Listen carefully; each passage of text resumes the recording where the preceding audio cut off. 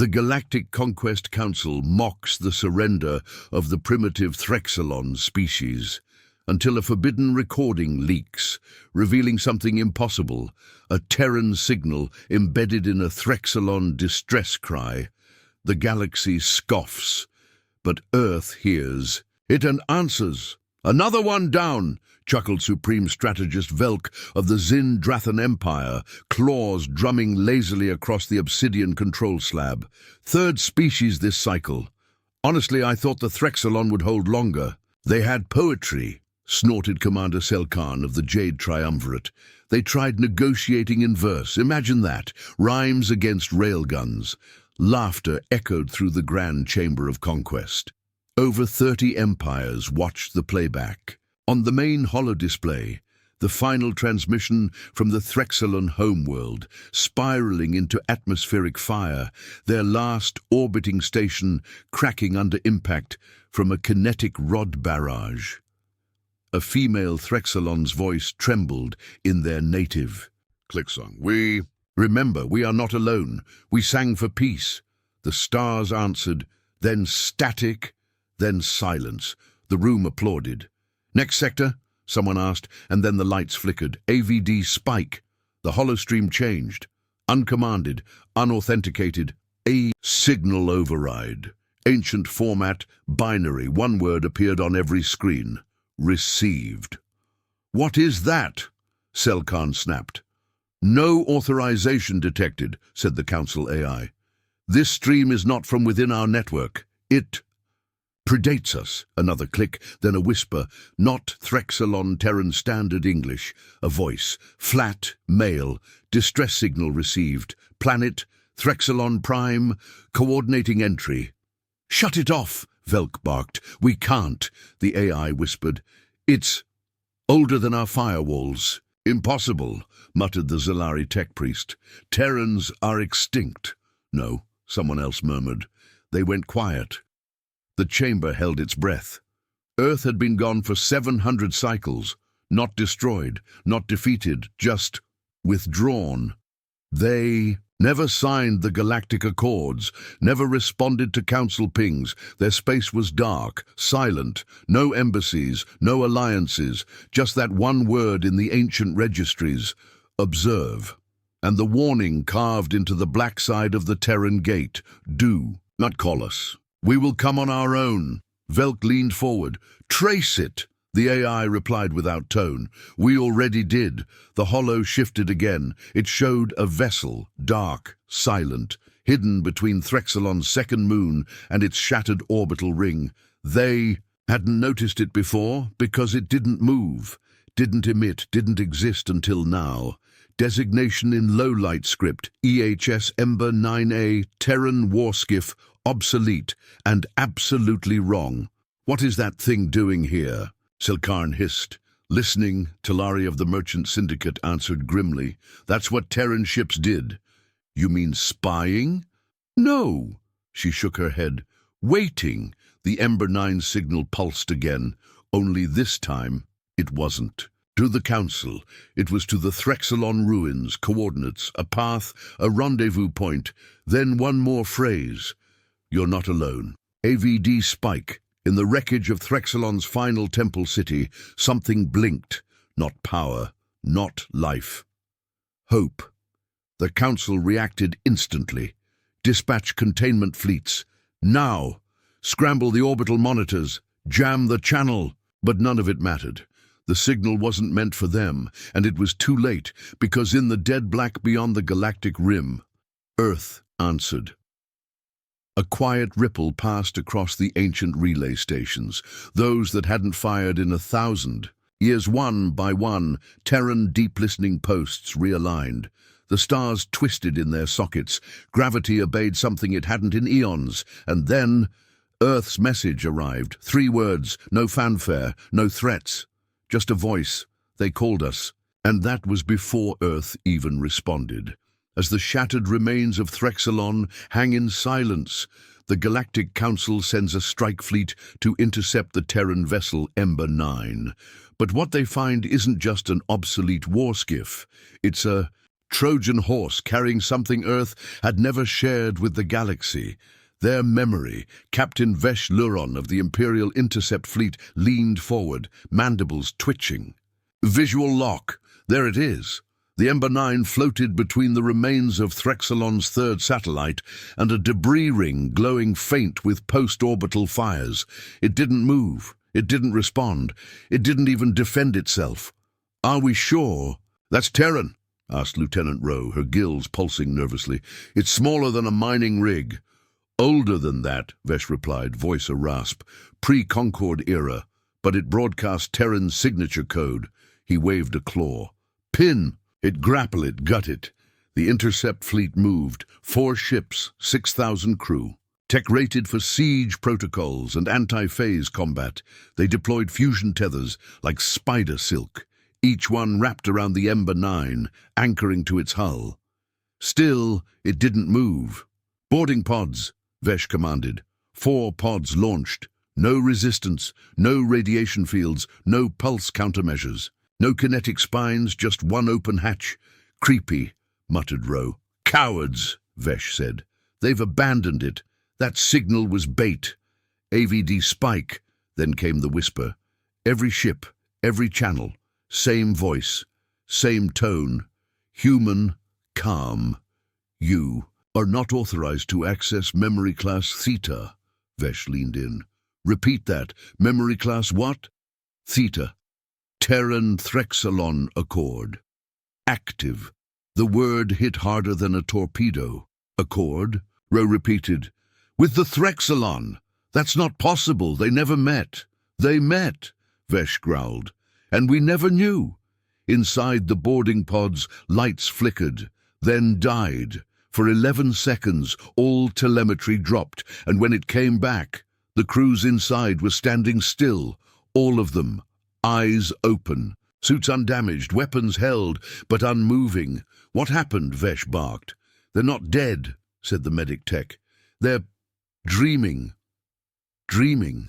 Look at the brain scans. Neural patterns are spiking like REM sleep. Get them out of there. We can't, Rowe said, reading faster. They're locked into the ship's cognition net. AVD spike. The Ember 9 had no AI, but it was an AI, the hull, the core, the wiring. All of it was memory responsive, a technology the galaxy had never seen. Organic machine neural interface, Rowe muttered. The ship remembers them. On board, the dreamers saw things no one should. One by one, the boarding crew relived the final moments of the Threxelon.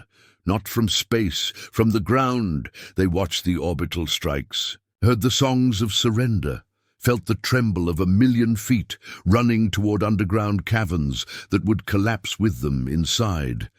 And at the center of it all, a Threxelon child, holding a crude flag stitched from plant fiber, whispering, "Toward the sky. Someone will hear us." Vesh pounded the rail. "Cut the damn tethers, burn it down." But the engines refused. "We're locked in." "How?" Rowe didn't look up. "Because the ship just accessed our fleet command codes." "It's not Terran tech," the helmsman said softly. "It's Terran memory." One last message came across the HUD. The voice was still human, still calm. "You did not listen." But they did. So we listened back. Then the Ember 9 activated. Its shape didn't change, but space around it did. Time crawled. Light curved. Frequencies split apart like seams in fabric, and the Intercept fleet fell still. Inside every mind, one image appeared. Earth, not as it was now. As it was then, ruined, radiated, starving, but never surrendering. They remembered a people who burned cities to deny their enemies fuel, who erased their own orbitals so no one could land, who carved wheel return into the crust of Phobos, using only magnetic cannons and gravity. The Ember 9 was not a warship. It was a witness, and it had just shown them what Earth had chosen to share. Now it would show what Earth had saved. The stars shifted. From behind Threxelon's collapsed orbital plane, another ship emerged, much larger, rusted, scorched, clearly dormant. For centuries, Designation: EHF Votive Flame Terran Design. Threxalon colors, and on its prow a symbol unknown to the rest of the galaxy, two hands clasped together, beneath it a quote, "We bled for them, so now we burn with them." "Activate main guns," Vesh shrieked. Too late. The votive flame didn't fire. It sang, a frequency layered in emotion, light, code, and silence. The resonance hit the intercept fleet like grief, and across their comms, every Threxalon survivor still in hiding, still clinging to tunnels, still curled in cracked domes, began to sing back. A harmonic return, call and answer, and in the middle of that rising song, Earth returned. 4 Terran ships blinked into orbit, not warships, hospital vessels, defense cloaks raised. Fields projected, not one weapon primed, just presence. A new voice entered the comms, no ID, no face. "Human, you left them alone." "We won't. Stand down." Vesh stared at the holograms. "We have more guns, more ships, more—" "No," Rose said quietly. "We had more time. AVD spike. And we wasted it." The Ember 9 deactivated. The votive flame dimmed. The Terran ships held position, not as conquerors, not as invaders, as allies. And the galaxy finally realized Earth had not forgotten the Threxalon. Earth had been waiting for someone to remember with them, and now they were not alone. While the galaxy scrambles to understand Earth's motives, a lone Threxalon survivor on a refugee rock receives a personal message from humanity, one carrying names the galaxy tried to erase. But memory is now a weapon, and Earth has begun to wield it. The Threxalon didn't have a word for bitterness. They had one for silence that followed laughter, one for sunlight that never warmed, one for the moment a child stops asking for rescue, but not for this. Jirak knelt at the edge of the stone outpost they called Refuge 13. It wasn't a world. It was a splinter of one, a mined-out rock that used to orbit somewhere near the Uvalan Drift. Now it held the last 300. Threxalon, maybe less. He didn't count anymore. There was no point. The stars didn't answer. The galaxy had already moved on. The Council filed his people under collapsed species. Not extinct, just concluded. That's when the ground beneath his feet pulsed. A dull chime. Rhythmic, not seismic. The refugees looked up. Nothing in the sky, but their slates lit up simultaneously. Every broken panel, cracked transmitter, and even stone-etched interface flickered with the same phrase. "For the Threxalon who remember." Then, beneath it, input, name. No instructions, no logo, just the prompt. Jirak blinked. His claws hovered over the keypad, and slowly, like touching a ghost, he typed, "Skari Nuhlari, his sister, buried beneath the southern temple. Burned alive during the first orbital strike. She was 14. He hit enter. The panel went dark. Then, searching, found, preserved. A hologram rose from the dust, flickering, scarred, not perfect, but unmistakable. His sister's. Voice, laughing, playing flute, then her final message. They said someone out there would remember us. They were wrong. She looked up, directly at him. "You're the one who will remember us." Jirak collapsed to his knees. He wasn't alone. Across the outpost, cries erupted because every refugee was seeing someone they thought erased. Children, elders, friends, faces stolen by orbital fire, given back by strangers who'd never met them. How? "Is this possible?" cried Elder Rem, her breath ragged. Jirak looked up through tears. "Earth," he whispered. "They didn't come with weapons. They came with memory." AVD spike. Above the outpost, a Terran satellite uncloaked, not large, a repurposed obituary relay, the kind Earth used to launch during planetary evacuations. Except this one was active and transmitting only names. Thousands. In Threxalon script, each one paired with a location and timestamp. Each one witnessed. The Council had erased them. Earth had catalogued them. News spread, not in official channels, in whispers, in guilt, in song. Back at the Galactic Council's information core, alarms flared. Chief Archivist Grolin staggered into the chamber. Eyes wide, they're broadcasting encrypted packets across 12 sovereign nets. What kind of data? The Inquisitor General demanded. Historical, emotional, first-hand. From where? Grolin swallowed. From the victims, from the Threxalon. You mean Earth fabricated this? No, Grolin said softly. I mean, they recorded it before we even started the war. AVD Spike. They knew we'd do this, the Inquisitor whispered. They always knew. That's when the intercept came through. Across all galactic archives, one phrase appeared. You thought silence was submission. It was storage. Now we unpack. Meanwhile, at Earth Deep Station Theta, 6,000 light-years from the chaos, humans stood in front of a vast digital wall. It stretched from one end of the command floor to the other. Each tile was a name: alien, human, forgotten. Commander Dea Singh spoke to the AI. Ready the uplink. Yes, Commander, it replied. Which sector first? Whichever one lied the loudest. Back on Refuge 13, the final broadcast began. A Terran voice, gentle, male. We remember you. We didn't know you when you called. But we knew what it felt like to call and be ignored. We carry no orders. We demand no payment. We're just here, so you're not alone. Then came the feed. Thousands of human volunteers. Reading names. In Threxalon. Line by line. No expression. No. Performance, just truth, just presence. And in every hidden colony, buried ruin and drifting escape vessel.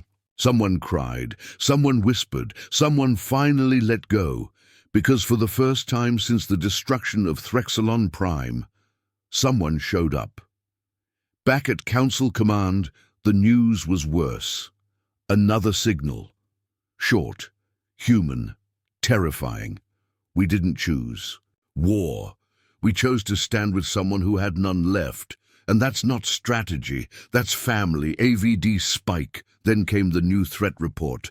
The system bordering Refuge 13. 2 Earth capital ships had arrived, not flagged as military, marked as kin-class vessels. Designated role, last family escorts. We don't have a classification for that, the defense analyst murmured. No, whispered the commander. We don't have the language for it. And now Earth had drawn a line, not around territory, not around trade, but around someone else's dead, and dared the galaxy to cross it. As the Council prepares for retaliation, Earth makes no demand, only a quiet stand. But when one final insult is aimed at the last of the Threxalon, Earth's reply is not war, it is memory, unity, and the kind of silence that changes everything. Refuge 13 fell quiet, not because there was nothing left to say, but because for the first time in 1,000 cycles, the Threxalon weren't speaking into a void, they were being heard. Across the jagged cliffs of the exo-rock, every survivor knelt around flickering slabs that glowed with one name after another. Some wept, some sat motionless, some just pressed. Clawed hands to the screens, like they might crawl into memory itself. And up in orbit, silently keeping watch, were the 2 Terran kin-class vessels, EHS Truthwalker, EHS Bloom Beneath Ash. They didn't scan, didn't fire, didn't move. They stood, just like they had promised. In the core council chamber, panic wore its final mask, anger. They've shamed the network, roared the Zenthari overseer. This memory campaign is destabilizing hundreds of sectors. They've turned compassion into a weapon, hissed General Rax. Half our frontier worlds are flying banners with Terran scripture. It's not even war, a delegate from the Alaran depths whispered. It's something else. Then we make it war, Rax said. He pointed toward the system's star map. Refuge 13 is not a protected zone. It was never recognized. As sovereign, Earth is interfering. That gives us cause. Talion Vesk stood, her voice calm. Earth is not interfering. They're witnessing. AVD spike. The room went still, and then the screen flashed, a single visual sent by the bloom beneath ash, a small Threxelon child sitting in front of a human officer holding a data slate. The slate read, "I remember my sister's name." The officer smiled and nodded. "Is that supposed to be intimidation?" Rax spat. "Emotional theatre." "No," said Telian. "It's an ultimatum. The vote was cast anyway. Unanimous. A surgical strike on Refuge 13. Destroy the relay satellites, scatter the kin-class vessels, silence the Threxelon story." They didn't call it war. They called it containment. They called it narrative correction. They called it diplomatic hygiene. And they prepared 4 siege cruisers and a gravitic null-core missile to do it. The countdown began. On board the Truthwalker, Captain Mara Sol leaned over her comms console. "Anything from command?" Her AI responded. "No reply. All hails ignored. 1 council fleet en route. Show me the vector." It appeared. Clean, cold, professional. Death on a line. Options: we cannot win in direct engagement. Expected. Recommend activation of memory lock. Mara looked through the viewport, watching the small rock turn beneath them. She could see movement on the surface. Children running between shelters, flags flying, simple songs drifting upward in radio hum. "No," she said. "Not yet." "Why not?" the AI asked. She placed her hand on the console. "Because they haven't sung yet." OVD spike. The first missiles entered slipspace. Projected impact. 11 minutes. No interception possible. No relay nearby fast enough to warn the outpost. Except one. On board Refuge 13, Jirak was teaching 3 younglings how to write names in Terran Standard when his datapad buzzed. "Incom too many." 2. He paused. Looked up. The elders were gathering in silence. No alarms, no panic, just the awareness that something awful was finally coming. Above, Mara stood. "Prepare final message. Link us to every Terran node, every neutral feed, open source." "Ready." She looked down again at the planet. "Send it." Across the galaxy, every news feed and emergency relay cracked open. One simple scene appeared. Mara Sol, standing at the bridge of her ship behind her. A wall of names. Threxelon, human, unknown species, all listed, all preserved. She spoke calmly. "Without rage. You asked why we're here. You called it political, strategic, naive. It's none of those things. We're here because they were left alone. And so were we once. We remember what silence feels like. Not peace, abandonment. Now they sing, and we sing with them. You can fire your missiles, you can bury more names, but you cannot unremember us, and we will not forget them." AVD spike. As her message ended, one last signal pinged across all nav grids, a harmonic resonance matching the first Threxelon planetary anthem encrypted inside it, an ancient Earth reply, a phrase, and then they sang together. The missiles reached final approach. The Council prepared to declare another successful resolution, and the galaxy held its breath. Then, something changed. Every Terran deep orbit node came online at once, across 300 systems. Dormant Earth satellites reactivated. They didn't fire. They mirrored a loop of the message, of the names, of the promise, over and over to everyone. The Council strike cruisers began receiving signal crosstalk. Crew members started hesitating. One turned, then another. In the final second, 2 cruisers broke formation. The third powered down its targeting. Only one remained locked in, the Null Cry. Its captain, an old Dominion loyalist, sneered and confirmed fire. But as the missile armed, it stopped, not jammed, disarmed, its AI shut down, and a message appeared on its core console. "We do not erase the remembered." Earthfleet subsystem override. Timestamp 1423 CE AVD spike. Earth had never armed for conquest. It had armed for protection, and it had buried those tools inside the enemy's own hands. The Council fleet retreated in silence, not out of fear, but because there was nothing left to say. On Refuge 13, a new wall had been carved, not by Terrans, by Threxelon children, one word, painted in Terran and Threxelon script together. And in the archives of every major power, a new directive was issued. Do not target kin-class vessels. Do not block memory relays. Do not question Earth's silence, because now that silence had allies, and the forgotten race was forgotten no longer.